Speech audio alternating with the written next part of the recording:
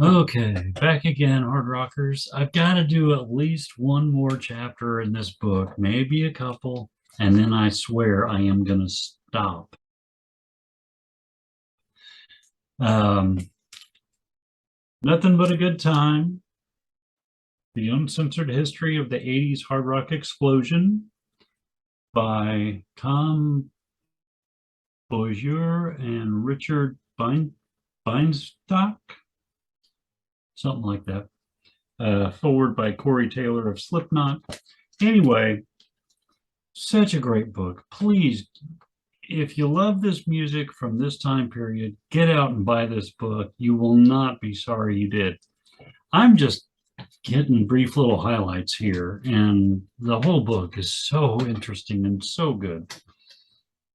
Um, and no, I'm not getting anything for saying that. I clearly do not have a big enough influence on YouTube to be even considered for something like that. I'm just doing this because I happened to grab the book and I absolutely loved it and thought you guys might too. So I've got to do chapter 18 here. I read this and was just completely fascinated by it. Chapter 18, I'm not running any fucking circus.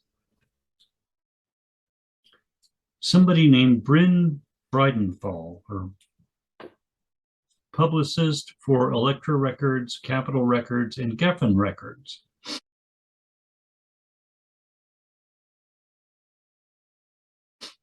When Tom Zutaut first signed Motley Crue, it was really funny because they came in through the underground parking garage and people went and hid in their offices. Tom Werman, producer, Motley Crue, Dokken, Twisted Sister, Poison, Kicks, LA Guns, Junkyard, Stryper, Lita Ford. Elektra did not have much of a rock and roll roster then. Bryn Bridenthal. The band came to the label to meet everybody, and they came into a lot of closed doors. You know how they looked.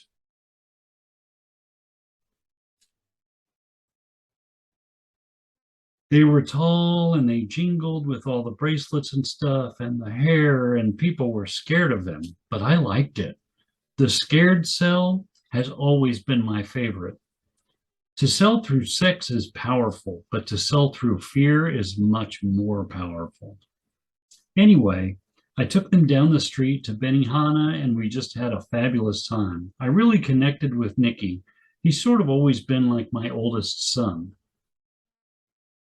Doc McGee, manager of Motley Crue, Bon Jovi, Skid Row, Scorpions, co-organizer of the Moscow Music Peace Festival, of course. Joe Smith was the head of Elektra at the time.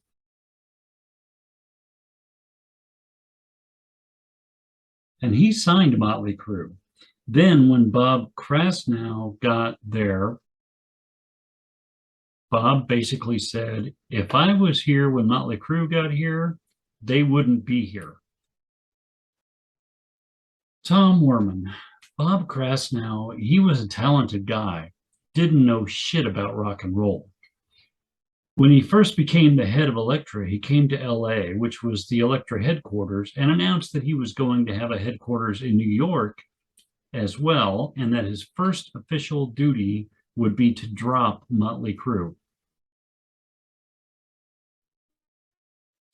Bryn Bridenthal. Well, Krasnow didn't want any circus acts on his label, is what he said. Doc McGee, quote, I'm not running any fucking circus. Tom Werman, he called them an embarrassment. Doc McGee, so I said, well, why don't you just let them go? But Bob said he wouldn't let us go because we had sold 200,000 records of Elektra's 1982 remix of Too Fast for Love, and that we should go make a new record. My question was, who was going to determine what that record would be? It certainly couldn't be Bob. And he said, nope, we've just hired Tom Werman. He's the producer. So I sat down with Tom. We had kind of the same visions, and we made Shout at the Devil. Tom Werman. Motley Crue were young, uncomfortable, surly, kind of concerned that they were being fed to the corporate machine. They were pretty combative. They were concerned about being misinterpreted and led down the wrong road. But Tommy Lee finally said, listen, if this guy's going to produce our record, we ought to listen to him. And so I said something along the lines of, I'm going to work with you. I'm hired by you. I'm not a dictator. I'm a collaborator, and I'll try to help you make the record you want to make. Bryn Bridenthal. Nicky had the whole concept in his head right from the beginning. He's a very smart guy and very ambitious. Nicky Six. We had the goods for that record. Songs like Looks That Kill and the title track were just killer. Plus, Tom Werman knew how to help us crystallize our vision without imposing his own. Tom Werman. So we made Shout, and it was quick and difficult. Nicky Six. If Shout the Devil is a darker album than Too Fast for Love, it's because it reflects that we were into this whole heavier trip. I was dabbling in black magic, and I think that generated a lot of bad, negative energy. It was like Sodom and Gomorrah. Doc McGee. I think some of it was shock value, but a lot of it was just Nicky's personality. He loved to shock people. He was kind of a spooky kid at the time. Bryn Bridenthal. The lore is he slept in garbage cans and was raised mostly by his grandparents. He came to all of this. There was no training or preparation. Doc McGee. Whereas Vince and Tommy were more like Van Halen, Fast Times at Ridgemont High guys. You know what I mean? Bryn Bridenthal. The moment I felt like I was finally accepted by them was when they started changing their clothes in front of me. That's how I knew Mick Mars was a redhead.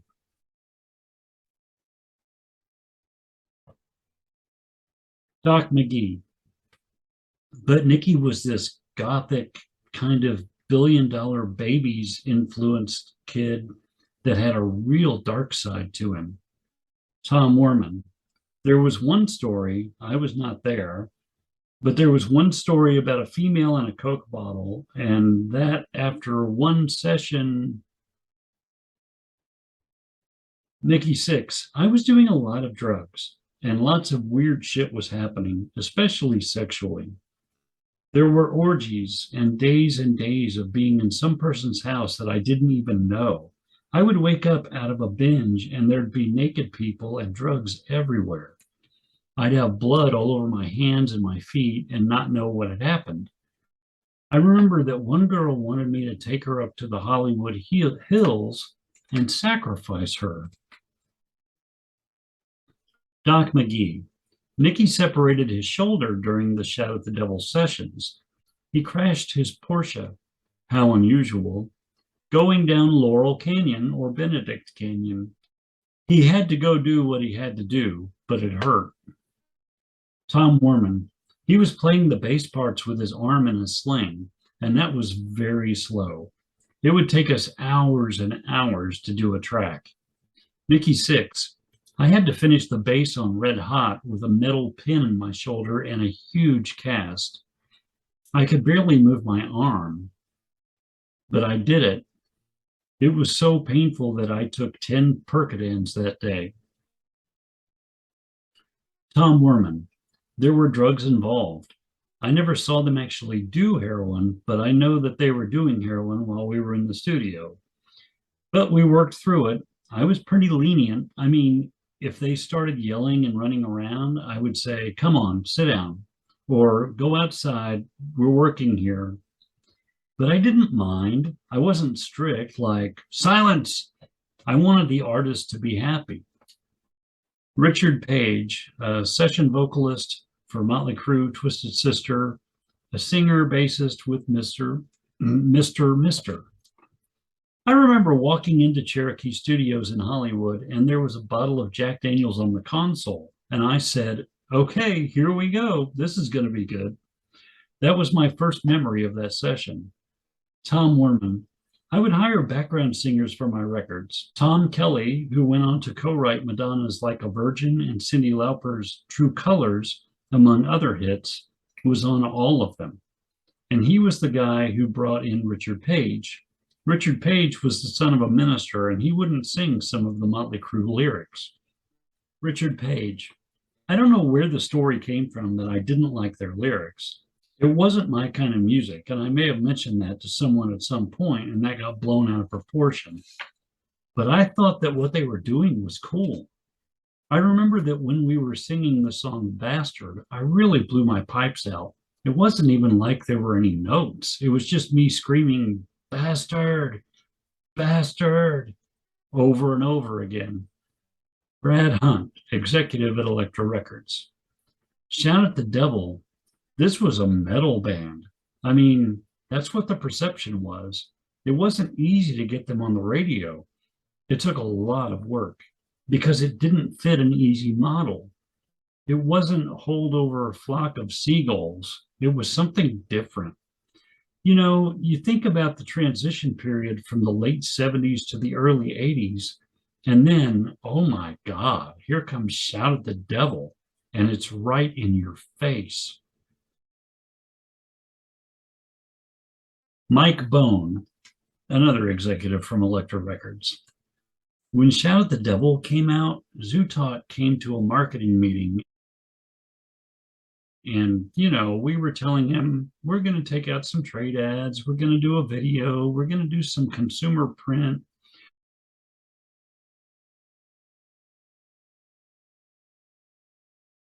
We're going to take an ad in Kerrang and Thrasher and Rolling Stone. And Zutot came in and said, I don't give a fuck about trade ads.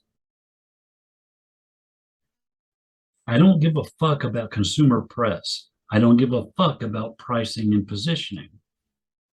Here's what I want. And what he wanted was a gatefold package, a single record, but in a gatefold sleeve. And everyone was just like, are you fucking crazy?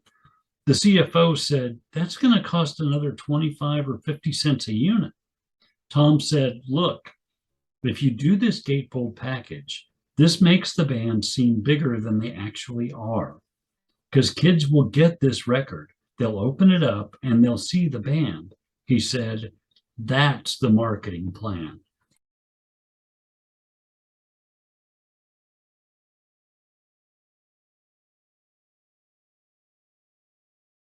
I mean, look at this image.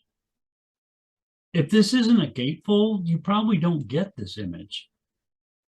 You get the front cover, which has the black and the pentagram that you can barely see, and then the photo that's on the back cover, and you're done.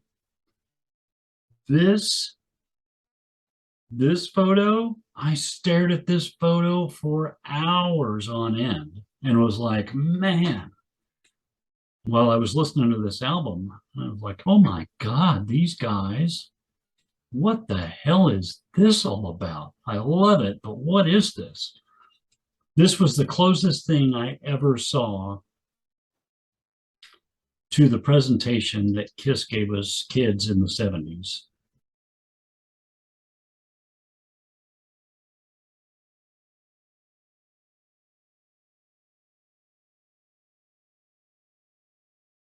It was just like, wow, what's that?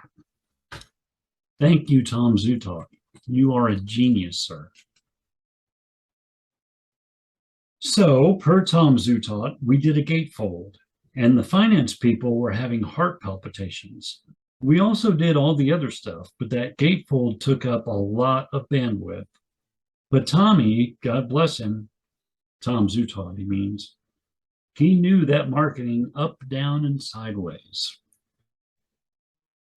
Wild Mick Brown, Dokken drummer. Shout at the devil. Here's this album cover. You open it up, and here's these amazing photos. Motley Crue and Dokken were both on Elektra, and I said, oh my God, we're going to get lost in the shuffle.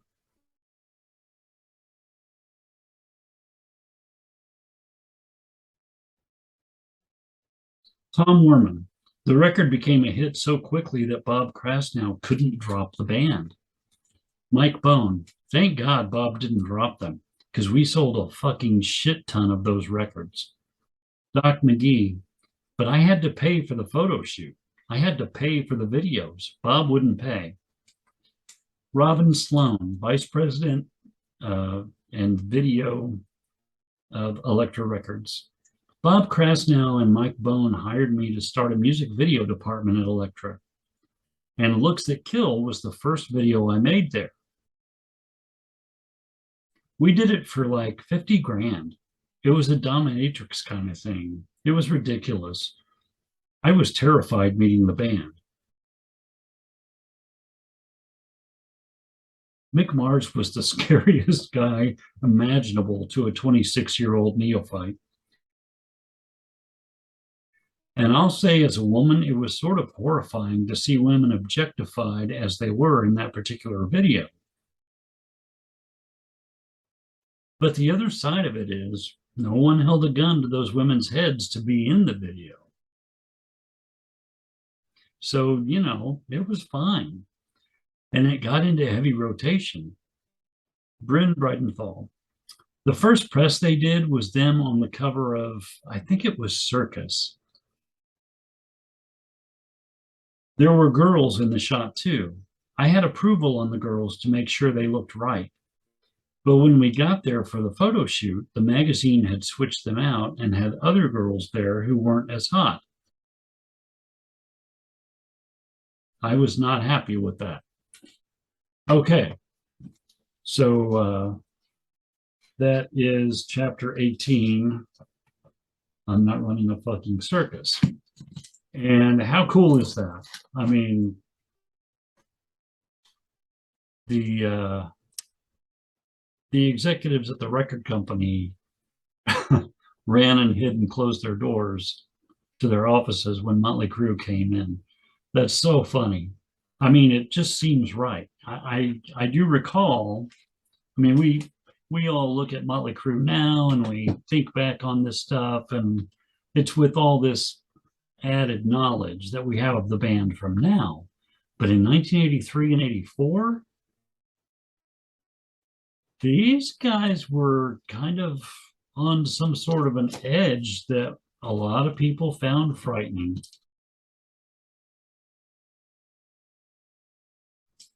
And it appealed a lot to people like me at the time who were listening to these massively heavy songs on this album and looking at these kind of photos and thinking, wow, this is just brutal. I love it. It wasn't thrash, it wasn't death metal or anything like that. But man, for 83, 84, it's one of the most metal albums I can think of. Anyway, hope you enjoyed that. Again, there's tons more of that kind of stuff in this book. Tons more. You guys have fun. I'm going to get out of here. I'll be back probably in my next video with another album review. I haven't done one of those for a little while. It seems kind of weird now, but we'll be getting into that again very soon. And I really hope everybody will give it a chance. It is not going to be, you know, one of the biggest bands from the 80s or anything like that, but it is going to be one that means a ton to me personally every time I listen to them. And so I hope you'll give that a chance. Give their playlist on my channel a chance when you see that, and maybe people who aren't fans or never have been fans will become that. Anyway, I'll see you later. Have fun, hard rockers. Out.